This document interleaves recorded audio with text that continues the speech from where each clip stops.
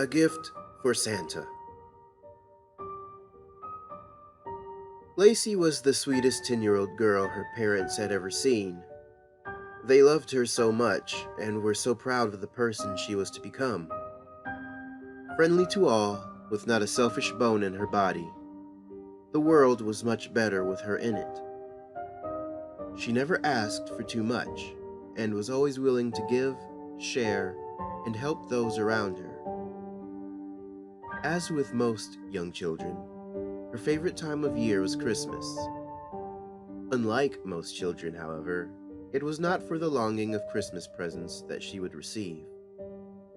She looked forward to Christmas for the sole reason of meeting Santa Claus.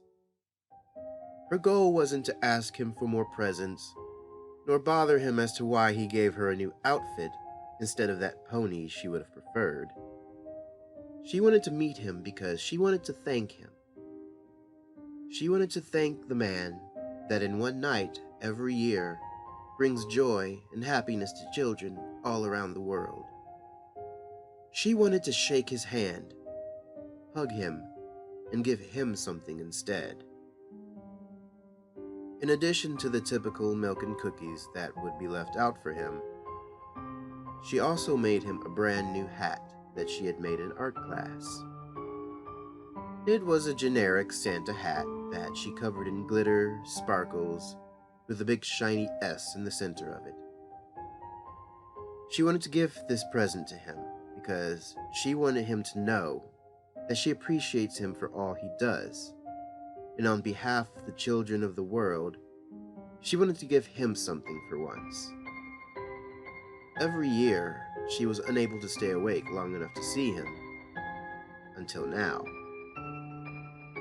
On a cold and snowy Christmas Eve night, Lacey awoke with the need of using the restroom. After she finished, she thought she heard shuffling coming from the living room. Stealthily, she crept into the room and gasped at the sight. There he was, a large, burly man in a red coat. Long white hair and a long white beard covered most of his head, and he held a large red bag. He looked up and noticed the excited little girl watching him. They stared at each other, and he spoke in a hushed, low tone. Ho, ho, hello there, little girl. Lacey couldn't contain her excitement any longer. She ran over to the large man and planted her tiny arms and face to his massive leg. He lifted his arms in surprise, and then slowly began to pat her on the head. You should be in bed, he whispered. She stepped back and looked up at his gargantuan frame. I know, she whispered, looking down. I've just waited so long for this moment. I wanted to meet you so bad. I wanted to thank you for everything you've done for the world, for all of the happiness you've brought to me and all of the other children. Though the massive beard covered his face, the look in his eyes told Lacey that he was giving her a big, jolly smile. I have something for you, she whispered excitedly.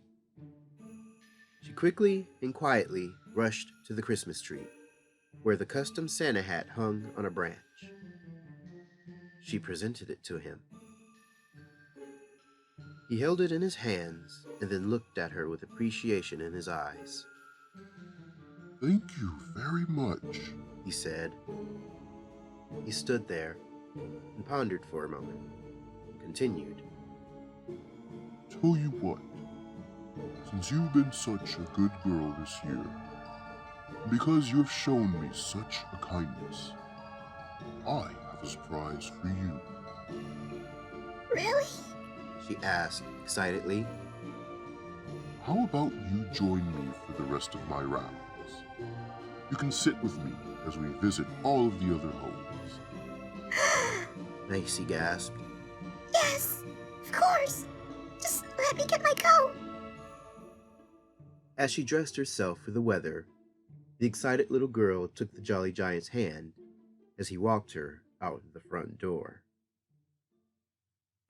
The next morning, Lacey's father went into the room to wake her up so that she could open the presents that he and his wife got for her.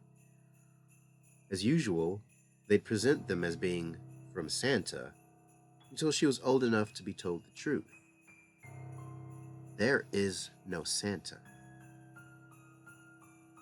Lacey, he announced as he removed the sheets from the bed.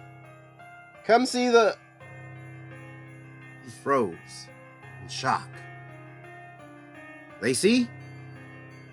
He rushed out of the room and began to frantically search the house.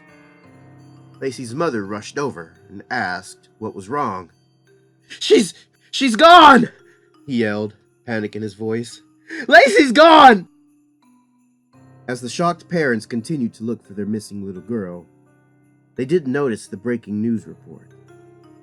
On the television screen was the picture of a man that had escaped a mental asylum the night before. A large, old man with long white hair and a long, white beard.